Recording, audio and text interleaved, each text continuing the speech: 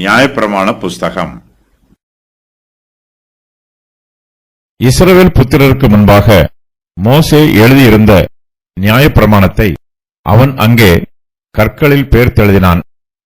இஸ்ரவேல் ஜனங்களை ஆசீர்வதிக்கும்படி கர்த்தரின் தாசனாகிய மோசே முதலில் கட்டளையிட்டிருந்தபடியே இஸ்ரவேலர் எல்லாரும் அவர்களுடைய மூப்பரும் அதிபதிகளும் நியாயாதிபதிகளும் அந்நியர்களும் இஸ்ரவேலில் பிறந்தவர்களும் கர்த்தருடைய உடன்படிக்கை பெட்டியை சுமக்கிற லேவியரான ஆசாரியருக்கு முன்பாக பெட்டிக்கு இருபுறத்திலும் பாதி பேர் கெரிசி மலைக்கு எதிர்ப்புறமாகவும் பாதி பேர் ஏபால் மலைக்கு எதிர்ப்புறமாகவும் நின்றார்கள்.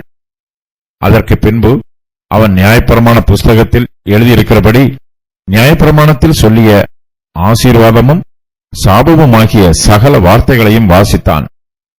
மோசே கட்டளையிட்ட எல்லாவற்றிலும் யோசுவா இஸ்ரவேலின் முழு சபைக்கும் ஸ்திரீகளுக்கும் பிள்ளைகளுக்கும் அவர்களுக்குள் நடமாடி சஞ்சரித்த அந்நியர்களுக்கும் முன்பாக ஒரு வார்த்தையும் விடாமல் வாசித்தான். இஸ்ரவேல் புத்திரர் கர்த்தரிடத்திலிருந்து நியாயப்பிரமாணத்தை பெற்றிருக்கிறார்கள்.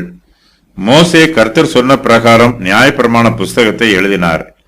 இஸ்ரவேல் புத்திரருக்கு முன்பாக மோசே எழுதியிருந்த நியாயப்பிரமாணத்தை யோசுவா அங்கே கற்களில் பேர்த்தெழுதுகிறார். யோசுவா 10 கற்பனைகள் அடங்கிய நியாயப்பிரமாணத்தை இஸ்ரவேல் புத்திரர் எல்லோருக்கும் முன்பாக கற்களில் எழுதுகிறார். அதை இஸ்ரவேலின் மனுஷர் எல்லோரும் பார்க்கிறார்கள். யோசுவா நியாயப்பிரமாணத்தை பேர்த்தெழுதின கற்களில் சாந்து பூசப்பட்டிருக்கிறது. யோசுவா நியாயப்பிரமாண வார்த்தைகளை கல்லிலே செதுக்காமல் கல்லில் பூசப்பட்டிருக்கிற சாந்தின் மீது பேர்த்தெழுதுகிறார். நியாயப்பிரமாண வார்த்தைகள் எல்லோரும் பார்க்கும் வண்ணமாக எழுதப்பட்டிருக்கிறது.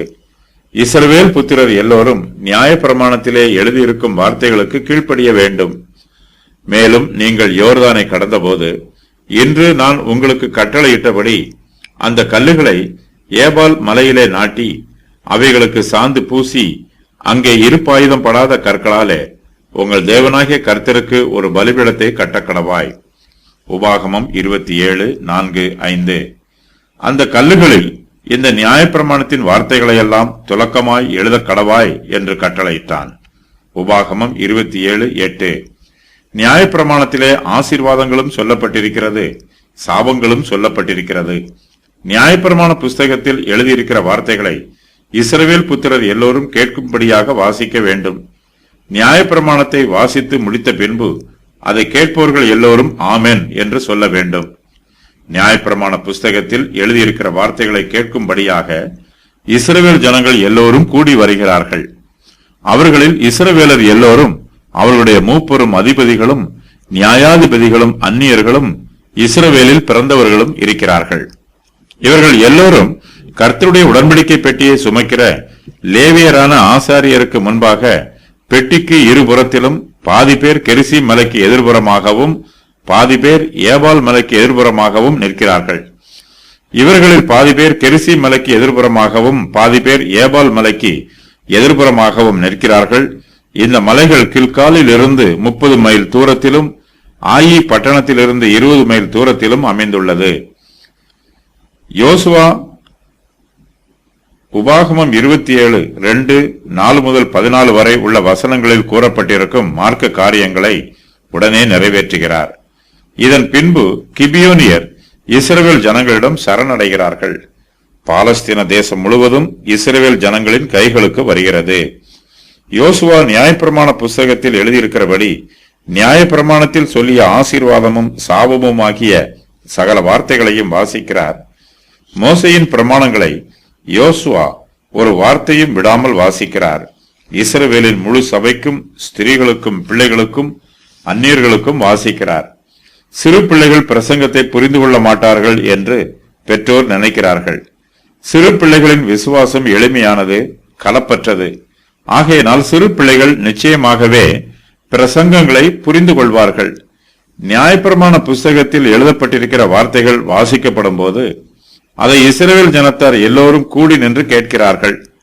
அவர்களில் இஸ்ரவேலின் அதிபதிகளும் இருக்கிறார்கள், நியாயாதிபதிகளும் இருக்கிறார்கள், தரித்திரரும் இருக்கிறார்கள். யூத மார்க்க தமைந்தவர்களும் நியாயப்பிரமாணம் வாசிக்கப்படுவதை கேட்கிறார்கள். இவர்கள் அந்நியர்களாக இருந்தாலும் யூத மார்க்கத்தை ஏற்றுக்கொண்டவர்கள். இவர்களோடு கூட இஸ்ரவேலில் பிறந்தவர்களும் நியாயப்பிரமாணம் வாசிக்கப்படும் போது அதை கேட்கிறார்கள்.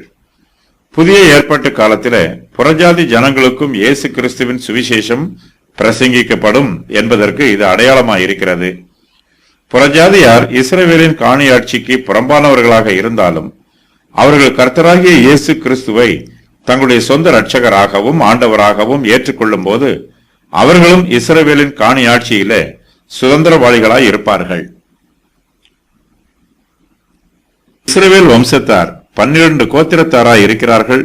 அவர்களில் 6 கோத்திரத்தார் கெரிசி மலைக்கு எதிர்ப்புறமாக நிற்கிறார்கள். மீதி 6 கோத்திரத்தார் ஏபால் மலைக்கு எதிர்ப்புறமாக நிற்கிறார்கள். அவர்களுக்கு நடுவே கர்த்தருடைய உடன்படிக்கை பெட்டி இருக்கிறது. உடன்படிக்கை பெட்டியை சுமக்கிற லேவியரான ஆசாரியர் பெட்டிக்கு அருகாமையில் இருக்கிறார்கள். இஸ்ரவேல் கோத்திரத்தார் பெட்டிக்கு இருபுறத்திலும் இருக்கிறார்கள். உடன்படிக்கை பெட்டி கெரிசி மலைக்கும் ஏபால் மலைக்கும் இடையே உள்ள பள்ளத்தாக்கில் இருக்கிறது. யோசுவா நியாயப்பிரமாண புஸ்தகத்தில் எழுதியிருக்கிறபடி நியாயப்பிரமாணத்தில் சொல்லிய ஆசீர்வாதமும் சாபமும் ஆகிய சகல வார்த்தைகளையும் வாசிக்கிறார். மோசே கட்டளையிட்ட எல்லாவற்றிலும் யோசுவா இஸ்ரவேலின் முழு சபைக்கும் ஸ்திரீகளுக்கும் பிள்ளைகளுக்கும் அவர்களுக்குள் நடமாடி சஞ்சரித்த அந்நியர்களுக்கும் முன்பாக ஒரு வார்த்தையும் விடாமல் வாசிக்கிறார். இஸ்ரவேல் ஜனங்கள் நியாயப்பிரமாண புஸ்தகத்தில் எழுதியிருக்கிற எல்லா வார்த்தைகளையும் தங்களுடைய செவிகளால் கேட்கிறார்கள். அவர்கள் எல்லோரும் அமைதியாக நிற்கிறார்கள். எது சாபம் என்றும் எது ஆசீர்வாதம் என்றும் இஸ்ரவேல் புத்திரருக்கு தெளிவாக வாசிக்கப்படுகிறது. இஸ்ரவேல் புத்திரர் சாபத்திற்கு விலகி ஜீவிக்க வேண்டும். அவர்கள் கர்த்தருடைய ஆசீர்வாதங்களை பெற்றுக்கொள்ள வேண்டும்.